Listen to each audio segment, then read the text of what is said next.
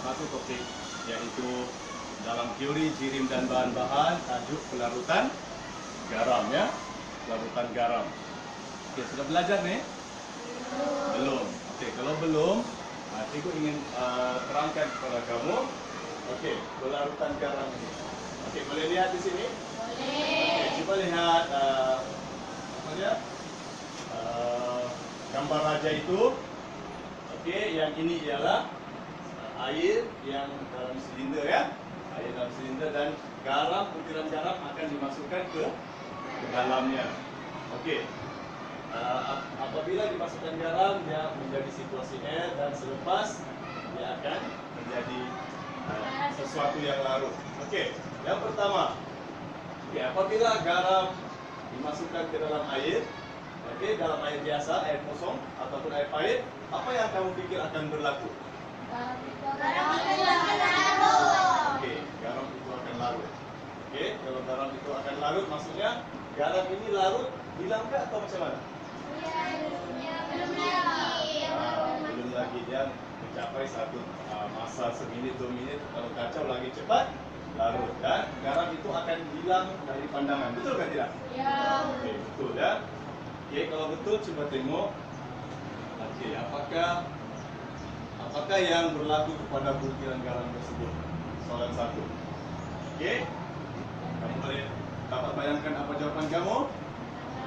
Nanti kamu akan buat latihan. Andainya susunan digambarkan sebagaimana tadi, apakah yang terkandung pada ruang antara garam tersebut? Oke, garam ini, susunan molekul garam, dan apabila dimasukkan ke dalam air, ruang antara zara ini, garam di sini dan air di sebelahnya. Maksudnya susunan garam itu akan berubah. Boleh? Oke, kita tengok contoh yang kedua. Oke, itu nanti kamu buat latihannya. Oke, hari ini kita juga belajar tajuk apa dia ini? Ice cube dalam air, dan berlaku titisan air kan? Kenapa ini berlaku? Oke, dalam tajuk jirim dan bahan-bahan ini juga kita mengkaji apabila ais ataupun pepejal jadi cair, dia akan berubah bentuknya, betul nggak? Berubah bentuknya, daripada ais ini dia akan cair ataupun menyebabkan air ini jadi sejuk, dan berlaku pencairan dan berlakulah titisan air di luar gelas. Apakah proses itu? Apa proses itu? Siapa tahu? Apa proses itu? Meramal. Merhati. Oke, sebenarnya proses itu berlaku kondensasi. Kondensasi ya, air itu akan bertukar menjadi sejuk. Ais itu akan menyejukkan air itu dan menyebabkan titisan air di luar. Oke, untuk itu kamu sudah paham nih kelas? Paham ya? Cikgu akan bagi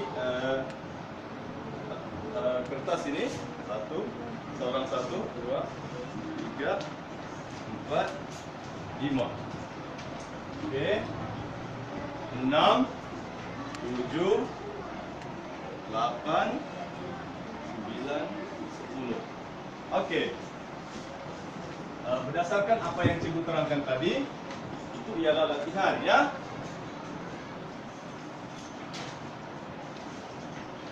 Oke, lepas itu cikgu akan bagi lembaran kedua, yang mana kamu mau jawab.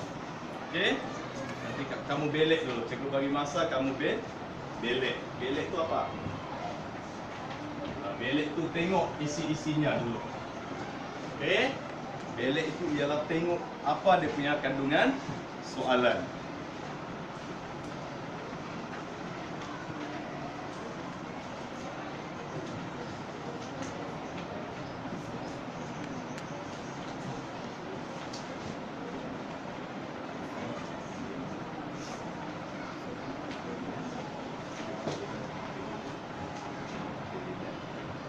Oke, cikgu bagi masa, kamu belek.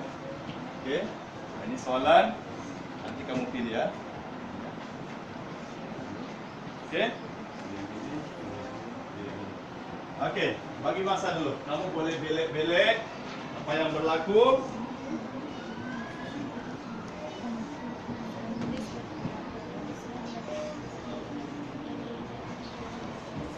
Oke, tengok ya kertas itu.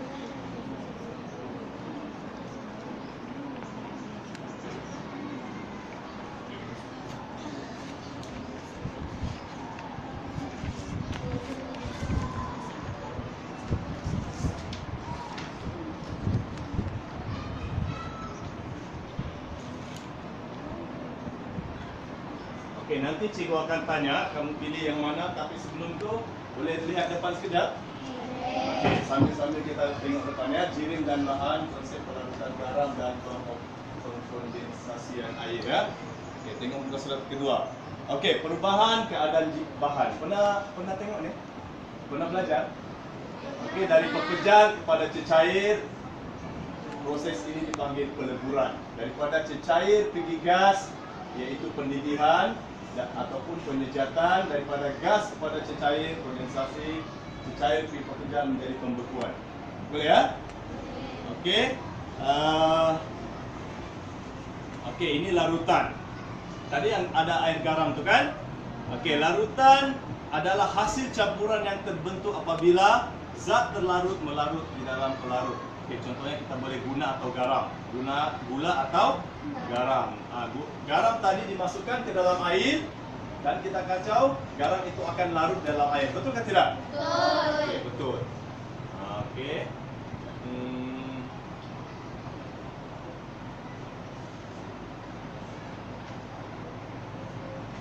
Okey ya. Okey, itu saja kamu boleh pilih. Pilih yang mana soalan yang bagus ya. Yang senang kamu rasa boleh jawab. Okey. Okey kelas. Siapa yang pilih apa ni? Larutan garam, angkat tangan. Okey, larutan garam bagus ya. Kenapa pilih larutan garam? Sebab apa? Agak senang. Okey, kalau agak senang, okey, kamu semua buat larutan garam itu. Okey, buat yang mana kamu boleh, yang mana yang kamu boleh buat.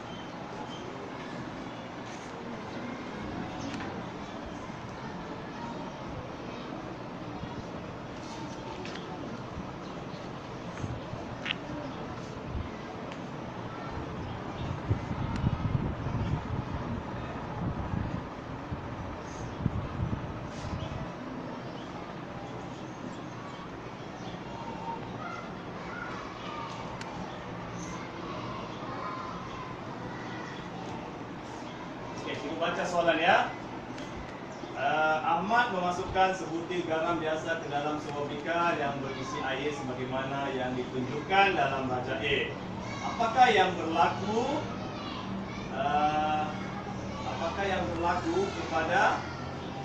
Kepada butiran garam tersebut? Kamu jawab ya. Andainya susunan butiran garam ini boleh digambarkan sebagaimana Rajabi, apakah yang terkandung pada ruang antara zarah tersebut?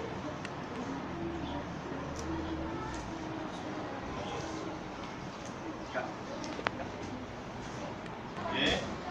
Kalau susah tinggalkan, tidak apa, yang penting yang mana yang senang saja.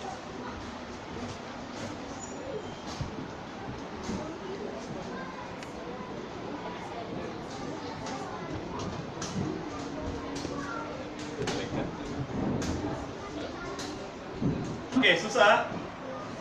Susah ya. Cikgu ada satu cara supaya kamu boleh faham. Ya, caranya ialah cikgu akan temu bual satu orang satu di depan. Mau? Mau ya. Tapi cikgu pilih siapalah yang pertama ya. Okey. Akan Umi sukar mau faham ataupun susah mau jawab latihan ini, cikgu ada cara supaya Umi boleh faham, iaitu dengan membuat buat soal selidik ya. Okey. Adik Umi minat mata pelajaran sains? Okeylah.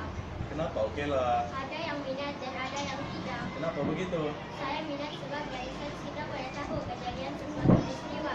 Saya boleh tahu tindak balas yang berlaku selepas belajar sains. Contoh? Proses pernafasan manusia. Kenapa adik tak minat pula? Sebab banyak ilmu Bukankah mata pelajaran lain juga begitu? Entahlah, saya pun tak tahu. Tapi sains memang sukar untuk dihafal dibanding mata pelajaran lain. Mungkin kerana adik tak faham. Mungkin kerana adik tak faham. Mungkin juga. Bahagian mana yang saudari rasa sukar untuk dihafal dan difaham? Setiap balas kimia, banyak lagi, semua susah. Baiklah, ada yang minat, ada yang tidak. Apa sebenarnya tujuan adik belajar sains? Supaya kita dapat buat dengan masa pemeriksaan. Biasanya dalam ujian atau peperiksaan berapa markah adik dapat untuk mata pelajaran sains? Okeylah, 90 ke atas. Oh, bagusnya. Macam mana cara adik belajar sains sampai boleh dapat markah yang tinggi? Saya banyak baca sains sebab dia susah, jadi saya perlukan masa yang lebih. Biasanya di mana adik baca buku sains ni? Di rumah. Oh ya, di rumah. Atau adik ada baca masa di sekolah? Tak sempat nak baca di sekolah, kecuali masa rehat atau kalau cikgu tak datang kelas. Adik belajar masa waktu senggang lah. Sebenarnya saya selalu buat kerja rumah masa waktu rehat. Jadi bila balik rumah boleh ulang kaji. Jadi adik buat ulang kaji di rumah lah. Ya, Masa bila? sebelah malam lepas makan dalam pukul 8. Kenapa tak buat waktu petang? Waktu petang ada tuition. Oh, adik ada tuition. Ada tuition untuk mata pelajaran sains? Ada Selain daripada sains, bahasa Malaysia, English, matematik. kenapa tuition mata pelajaran ini? Mana pelajaran ini lebih susah kan? Oh, begitu. Adik ada jadual waktu Ada.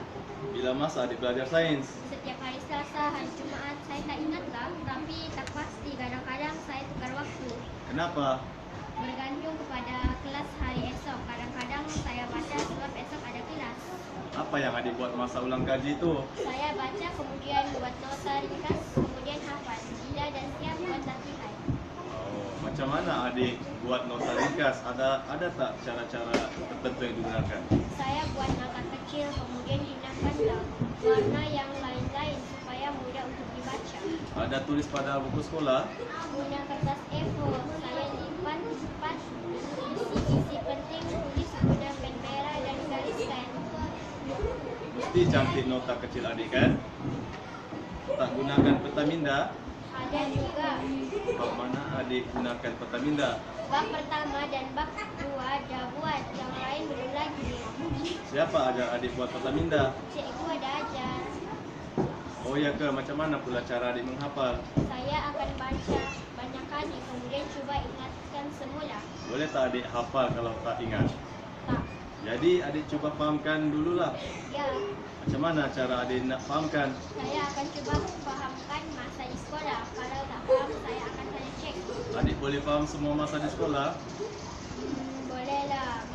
Macam mana cara adik belajar di sekolah sehingga boleh cepat faham? Saya belajar betul-betul lah. Oh, tumpukan sepenuh perhatian pada aktiviti dalam kelas. Ya, masa cikgu terangkan, masa dalam makmal buat betul-betul. Adik buat sendiri masa dalam makmal. Ya, Ada tak PK boleh membantu pembelajaran adik?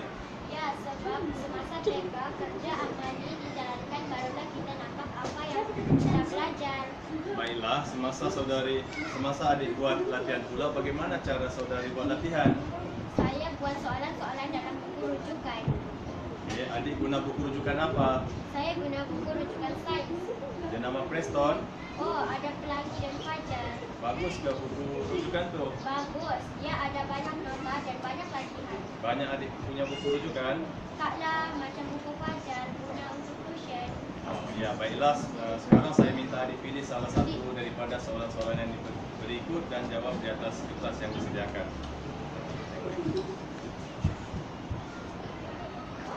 Okey. Berkaitan dengan pelarutan garam.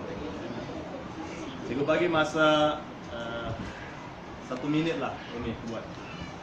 Bukan, Umi tengok dulu.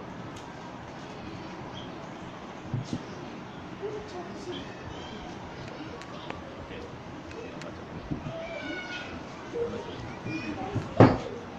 Okey, kita rujuk pada soalan. Kenapa adik pilih soalan ini? Ini yang paling senang jika dibandingkan dengan soalan yang lain. Apa maksud senang jika dibandingkan dengan yang lain?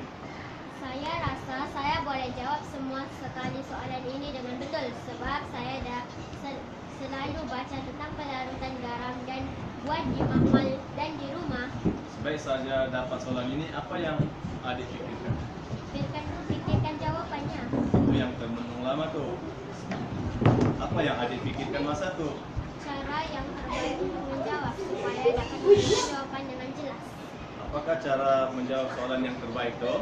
Jawaban mestilah ringkas tetapi padat. Apakah yang adik paham tentang soalan ini? Tentang perantan garam, garam akan larut apabila dimasukkan ke dalam air.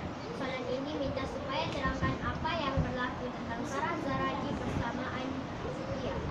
Jadi bagaimana cara adik jawab soalan ini? Boleh tak ceritakan daripada mula-mula dapat soalan tadi? Mula-mula saya baca soalan ini dululah. Soalan ini bertanyakan tentang bagaimana perantan garam berlaku. Jadi saya fikirlah. Apa yang adik pikirkan? Saya pikir bagaimana garam tersebut larut. Ingat balik masa eksperimen perantan garam. Garam larut bila dimasukkan ke dalam air. Kenapa senyum? Saya ingat balik selalu tolong mak masak larutkan garam dalam air juga. Wah, adik boleh kaitkan dengan pengalaman seharian. Jadi selepas itu adik buat apa? Saya ingat balik dalam bab 1 ada diterangkan tentang